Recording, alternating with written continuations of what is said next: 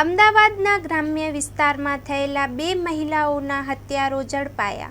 અમદાવાદના ચાંગોદર વિસ્તારમાં મેટોડા ગામના રહેવાસી ચેતનબેન સોલંકી અને સોનબેન સોલંકીની ગત 14 એપ્રિલના રોજ ચાચરાવાડી પાટિયા નજીક કચરાના ડગલા પાસેથી લાશ મળી આવી હતી।